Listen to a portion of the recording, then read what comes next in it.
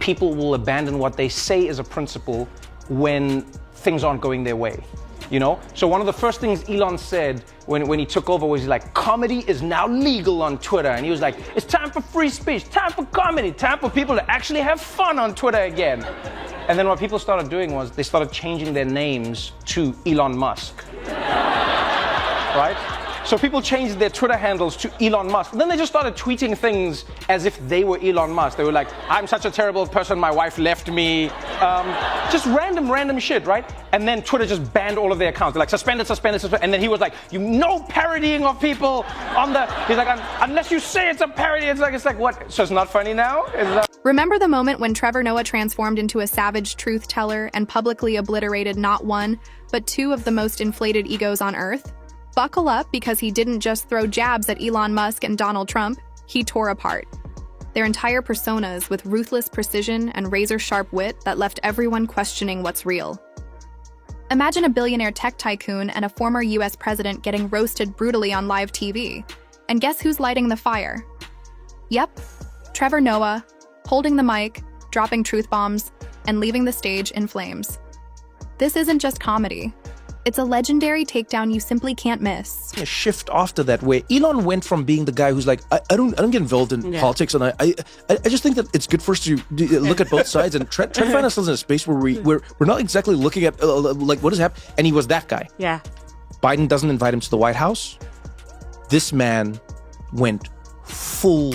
Trevor Noah, the man famous for his calm digs and quiet jabs, just snapped and went full savage on two of the loudest, most ego-driven power players on the planet, Elon Musk and Donald Trump.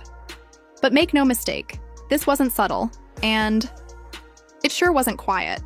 Trevor lit a bonfire of brutal truth, launched verbal fireworks into the sky, and invited the world to watch it all burn from the front row.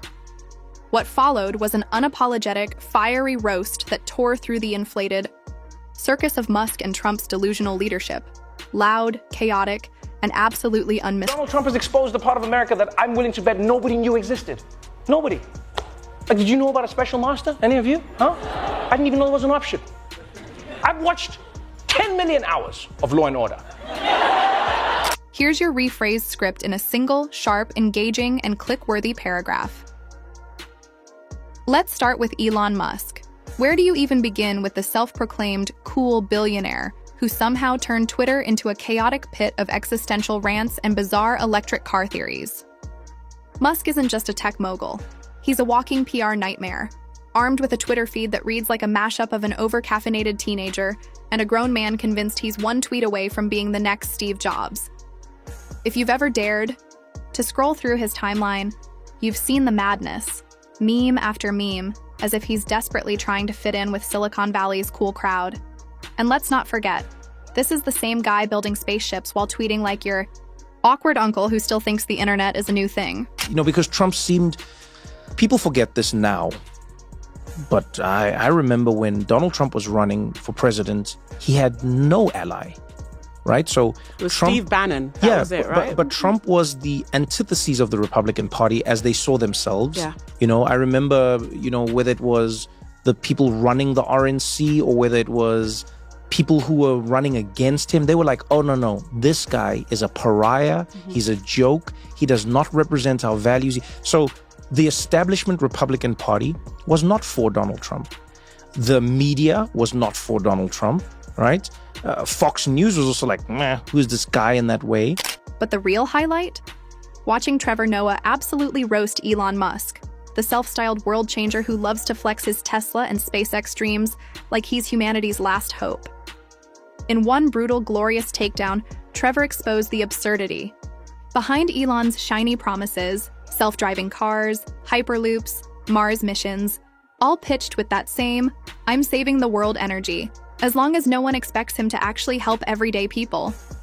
He's like that flaky friend who keeps saying, yeah, I'll pay you back, but conveniently never does. Meanwhile, the rest of us foot the bill. And while he's tweeting out memes from his billionaire bunker, you've got to wonder if he's ever looked in a mirror. Saving humanity? The guy's firing employees via Twitter like it's a game. Talk about twisted priorities. Oh. I'm gonna be honest, I'm gonna put it out there. If he's handling Twitter like this, I don't know how comfortable I would be going with this dude to Mars. You know? Yeah, I don't want Elon walking into my cabin one day like, hey guys, turns out I accidentally fired the team that was bringing the oxygen. But we'll be fine if we just stop breathing for 69 months. If you're enjoying this ride, don't forget to subscribe, because just when you think Elon Musk might finally do something useful, he dives headfirst into yet another PR disaster. This is the same guy tweeting, "Let's go to Mars," and "I'm going to change the world." Yet Trevor Noah nailed it perfectly.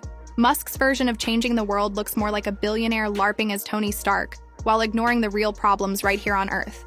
And let's not even get started on the Twitter fiasco.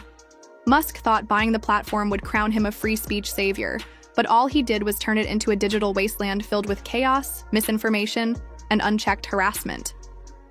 Trevor didn't pull any punches.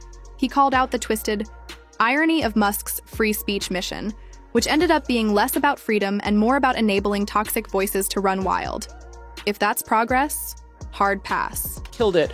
I think Biden was trying to, and this is the account that the Biden people have given in explanation to sort of defend themselves from the argument that you're making, which is, there are definitely a lot of people who agree with you, which is like, listen, this was about Detroit and everything. I don't believe that. But yeah, I'll be honest with you. I don't believe it. I think Biden's people were going, we're going to put you in your place, and we're going to show you that this industry is going to move on without you. And so we're going to bring all these people in to go like, we got this. And then Elon Musk, if there's one thing I've seen from Elon Musk and what I've heard about, let me tell you something. That man does not take slight. Now let's shift gears to the other half of this chaotic power pair. Donald Trump, the man, the myth, the orange spectacle. If anyone ever needed a masterclass in turning a billion-dollar empire into a full-blown circus, it's him. From the second he launched his presidential campaign, the world collectively cringed. It was like watching a toddler throw a meltdown in the toy aisle, only this toddler had access to nuclear codes. And of course, Trevor Noah didn't hold back. He dissected Trump's political journey with surgical precision, delivering a ruthless takedown that exposed the absurdity, ego, and chaos behind the showman-turned-president. In the United States of America, if you want to win an election, all you need to have is a strange voice. Simple as that. You want to be president of the United States? Get a strange voice, you're done. Yeah, forget policies, forget ideas, that's boring. You come out there with a strange voice, the people love it. You realize there's been no American president who has a normal speaking voice, none. Trump, that was the weirdest of all. Every other American president is predictable. You understood the ebb and flow. Trump, Donald Trump built an entire career on shameless self-promotion, turning a reality TV persona into a political platform and somehow lying his way into the highest office in the land. It's almost impressive. Someone with the IQ of a brick convincing. Millions he was qualified to lead. But that's Trump's twisted talent, failing upward, like that one clueless guy in every office who keeps getting promoted, despite not even being able to manage a stapler. And Trevor Noah didn't miss a beat. He spotlighted how Trump's legacy isn't about real policies or achievements, but about chaos, ego, and pure spectacle. He's basically the political version of a used car salesman, except instead of pushing old vehicles, he's selling lies, corruption, and a mountain of reckless decisions. And that's what changed for me. Is I then when Donald Trump was elected and then proceeded to do the things that he had promised, ironically, right? Because that's funny that like Donald Trump would be the first presidential candidate to actually deliver. Hate him or love him, he's doing the things that he said he was. Trump's first year in office felt like witnessing a train wreck unfold in agonizing slow motion. Just when you thought it couldn't possibly get any worse, he'd find a new way to lower the bar. His entire administration played out like a bad comedy sketch, only without the punchlines. Just chaos, confusion, and cringe. And yet, somehow, it was almost laughable. If your idea of humor is watching a toddler with zero impulse control try to run an entire country. America's president. Oh, he was even cockier. Yeah. You see him when he came out? Donald J. Trump? Oh, he had all the swag. He was like, folks, we're gonna have it handled in 21 days. Trevor Noah didn't hold back. He laid it all out with ruthless honesty. Trump didn't just damage the credibility of the presidency, he turned it into a full-blown circus. Every time he spoke, it was like setting off a firework in a packed room, loud, reckless, and leaving everyone asking, is this actually happening? Noah perfectly captured how Trump's administration was a non-stop carousel of scandals, incompetence, and baffling decisions that left the nation in a permanent state of whiplash. And just when you thought it couldn't get any worse, Trump played his ultimate card, no pun intended, and spiraled into full conspiracy mode, refusing to accept defeat and choosing instead to spread lies and division. Rather than focusing on policy, he launched a war on truth, tearing at the fabric of democracy because he couldn't handle losing. Add in the Trump Tower and Mar-a-Lago debacles, symbols of his ego where business, politics, and personal obsession blurred, and you've got more than just luxury real estate. You've got shrines to the illusion he so desperately clings to. Favorite moments randomly in hosting the show was I saw a what was it? What do they call them? Do they call them a truth social? That like fake Twitter that no one, even the right wingers aren't on really? A truth, right? I don't know what it is. Anyway, a what? No, it's called Truth Social, I think. No one cares. Anyway, the point is Trump sent out one of his thingies. I don't know what they're called, and it was like Trevor Noah was never funny. Jon Stewart was only slightly better. And then like he goes on like a rant and he's just like, these people don't realize if they moved more to the center like me, they would have more followers. Then I'm like, center like you? I'm like, my man, you think you... With his signature sharp wit, Trevor Noah expertly exposed how Trump's businessman persona was nothing more than a carefully crafted illusion, an elaborate show meant to divert attention from the truth. His real talent wasn't in running successful companies or managing a country, but in selling himself. It's as if he thought slapping a few golden accents on a building or hosting a fancy cocktail party would somehow prove he was a legitimate leader. The reality? Trump's ventures weren't about smart business moves. They were about leveraging his name to draw attention and build his public image. Trump Tower, touted as the pinnacle of success, was more about striking deals and avoiding taxes than about actual business acumen. The same goes for Mar-a-Lago, a playground for the wealthy, who bought into the illusion of luxury and power that Trump was desperately selling. I feel like Trump would be exactly the same even if he spoke Arabic. It would be like the same thing. He'd be like,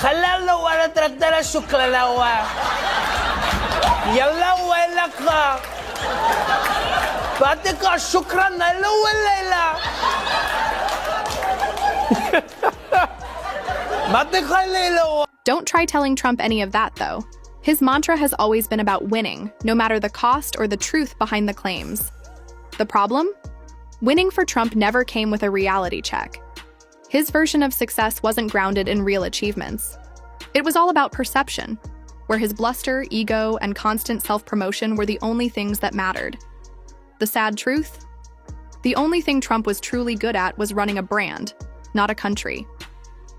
Trevor Noah has never hesitated to call out Trump's flaws, and his latest critique dives deep into the former president's desperate need for validation from the world's most morally bankrupt figures. Noah paints a stark picture of Trump, more focused on winning the approval of dictators like Vladimir Putin and Kim Jong-un than on caring for the American people or building international alliances founded on mutual respect and democratic values. What was even crazier was that some people voted for him and then were disappointed by who he was. That was the craziest thing I've ever seen. People were there like, I can't believe what he's doing right now. I just can't believe what he's doing. I'm sorry, you can't believe what's happening? Donald Trump, can you believe this? Can I believe that he's doing the exact same thing he's been doing for his whole life? Yeah, I can't believe this. There's a shock. You're shocked? Donald Trump is the least shocking human being I've ever come across in my life. He is consistently being himself. The man is a cliched villain, looks like a villain, talks like a villain. Like he looks like he should be in a Scooby-Doo episode. With that face, with that vibe, you could see him in the lineup when they're trying to solve the crime. Who do you think it is, Scoob? Be like, oh, it wasn't me, I'll tell you that much. Who's like, I didn't do anything, I'm innocent. Be like, I'm innocent, so innocent. Some say the most innocent man who's ever... But Trevor's critique doesn't stop there. He takes it a step further, highlighting how Trump's foreign policy decisions reflect a deep, unhealthy craving for validation. It's as if his actions were more about seeking attention from morally compromised leaders than making decisions based on sound judgment or national interest. Take Trump's economic disaster of a tariff strategy, for example. His attempt to revive American manufacturing ended up triggering chaos, with soaring prices, and everyday Americans bearing the brunt of his misguided and self-serving agenda. The new 10% baseline tariff on most imported goods, effective from April 5, 2025, has already sent shockwaves through the global economy.